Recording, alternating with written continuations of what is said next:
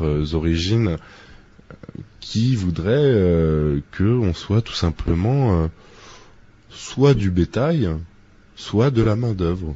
Très bon marché, très malléable, depuis des milliers d'années, mais voilà, quoi.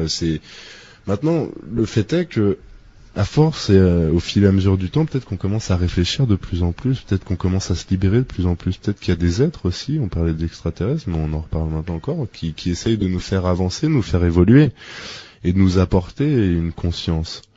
Eh bien, peut-être que plus on avance vers cette conscience, plus certaines personnes, certaines forces voudraient nous tirer vers le bas et continuer à nous asservir, donc par toutes sortes de technologies, de moyens comme la microchip en fait. Hein. Oui, ou les caméras de surveillance. Il y a quelques mois, on a appris du jour au lendemain que Londres était équipé de 800 caméras de surveillance capables de repérer les plaques minéralogiques. Bon, ça c'était facile à réaliser. Pourquoi ? Pour désengorger le cœur de Londres. Ça, il y a toujours un bon prétexte. Effectivement, les Londoniens n'ont pas forcément élu leur municipalité au nom de ce qu'elle allait faire.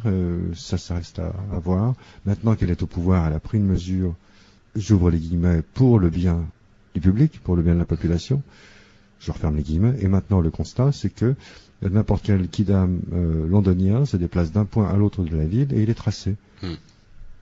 Voilà. Alors, on a voulu au départ désengorger le cœur de Londres des automobiles, mais en réalité, on aboutit au résultat de pouvoir tracer n'importe qui, n'importe où. Alors, une auditrice qui nous appelle à l'instant et qui nous demandait de répéter quels étaient les arguments de vente de cette société qui vend ces puces. Ah, on va l'entendre là tout à l'heure.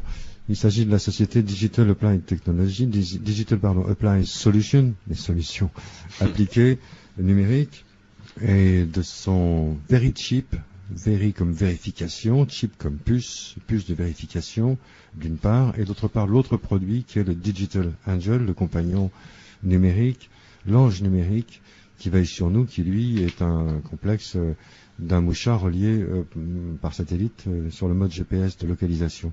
Donc l'argument est à la fois la santé et la sécurité. Sur le plan de la santé, l'argument est très fort. Il s'agit d'équiper en tout premier lieu les personnes de santé déficiente. L'exemple caractéristique, c'est la maladie d'Alzheimer. Le promeneur ne sait plus où il est, tout à coup. C'est urgent de lui porter secours le plus rapidement possible, donc de le localiser. Alors on le localise plus facilement, donc d'abord les malades identifiés, puis on peut aussi se dire que les cardiaques n'échappent pas non plus au système, puisque il est urgent d'intervenir en cas de crise cardiaque.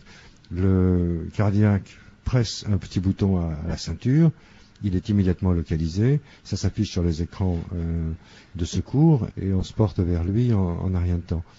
La sécurité, c'est aussi, les familles qui en ont les moyens peuvent s'assurer que leurs enfants ne s'égarent pas sur le trajet de l'école. La sûreté, c'est aussi pour les diplomates, les militaires, les banquiers et leur personnel. Axel nous en parlait tout à l'heure, de pouvoir veiller sur les personnes notamment dont la vie comporte des risques, etc. Oui. Voilà. Donc santé, sécurité, confiance. Ayez confiance, c'est pour votre bien. Surveillance. Et par extension, surveillance de tout matériel. Ah oui, la sûreté, c'est aussi donc avec la sûreté des biens monétaires. Oui. Et l'embarquement dans les avions, les transports, surtout depuis le 11 septembre, il est important de savoir à qui on a affaire, qui on embarque, et si les bagages vous appartiennent bien. Donc le VeriPass et le VeriTag sont deux nouveaux produits de la même société qui consistent à associer le bagage au passager. Donc on sait que tout bagage non identifié doit être débarqué avant décollage. Également, vous pouvez identifier vos objets et vos biens pour les tracer en cas de vol. Qui n'est pas sensible au vol. Voilà, tout ça, c'est autant de moyens, la liste est longue, de faire pénétrer, de faire rentrer de manière très insidieuse la puce autocollante, tout simplement. On peut acheter un carnet de puces, on a un prix de gros, j'imagine, si on en achète une vingtaine, et on va pucer n'importe quoi. Ces animaux de compagnie sont un ordinateur portable, n'importe. On peut aussi en mettre un sur le sac à main de son conjoint, pour savoir où il va, c'est pas difficile.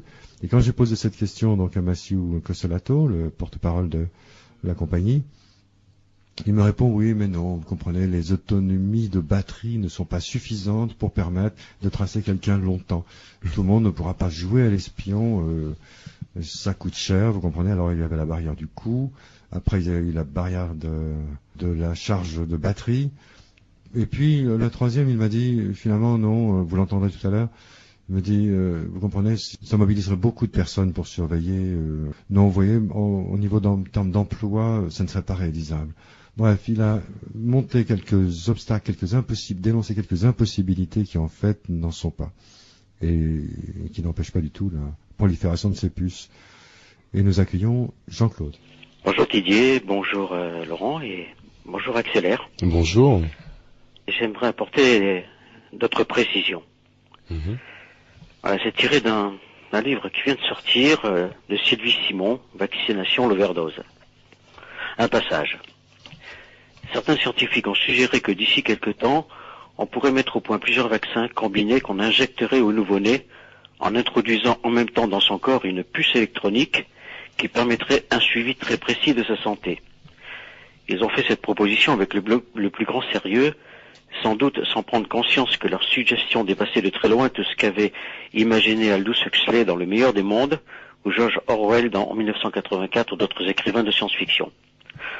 En 68, le docteur Stuart Markey de l'université de Berkeley en Californie avait publié un manuel de télémétrie biomédicale qui évoque ces puces électroniques. Parmi les divers instruments de télémétrie disponibles aujourd'hui, il y a des transmetteurs miniatures qui peuvent être avalés, portés de façon externe ou implantés chirurgicalement sur des animaux ou des humains. Il permet l'étude simultanée du comportement et des comportements psychologiques et physiologiques. Les possibilités ne sont limitées que par l'imagination des chercheurs. De son côté, le docteur José Delgado, pionnier de la stimulation électronique du cerveau et auteur du contrôle physique de la pensée paru en 1969, déclarait dans son ouvrage que les transmetteurs cérébraux peuvent demeurer dans le cerveau d'un sujet à vie. L'énergie qui actionne le transmetteur est transmise par des fréquences radio. L'une des possibilités des transmetteurs cérébraux est d'influencer les gens afin qu'ils se conforment au système politique. Les fonctions autonomes et somatiques, les comportements individuels et sociaux, les réactions émotionnelles et mentales peuvent être provoquées, maintenues, modifiées ou inhibées chez les animaux comme chez l'homme par la stimulation des structures cérébrales spécifiques. Le contrôle physique de plusieurs fonctions cérébrales est un fait établi. Il est même possible de suivre les intentions, le développement des pensées et des expériences visuelles. Les premiers implants étaient petits mais encore visibles, tandis que les nouvelles versions adaptées à des cristaux liquides peuvent être directement injectés dans le sang pour se loger dans certaines régions du cerveau et influencer le comportement d'un individu. Cette technique est déjà utilisée par la médecine vétérinaire pour identifier les animaux. Une multinationale, Texas Instruments, a mis au point des transpondeurs, c'est-à-dire des micro-ordinateurs qu'on a injectés à des milliers d'animaux à travers la planète. Bon, je passe un peu plus loin. On se réfère à une autre société qui s'appelle Microchip. Microchip humain n'est pas très compliqué pour être appliqué dans une large variété d'applications humaines. On nous parle déjà de manière très officielle d'implanter une puce électronique dans notre main afin de remplacer nos cartes de crédit ou nos clés, mais aussi nos passeports, permis de conduire ou cartes d'identité. Au supermarché, il suffira de passer la main sur un scanner pour payer nos achats grâce à un débit direct sur notre compte en banque. Ce n'est pas de la fiction, mais une réalité que beaucoup attendent avec impatience.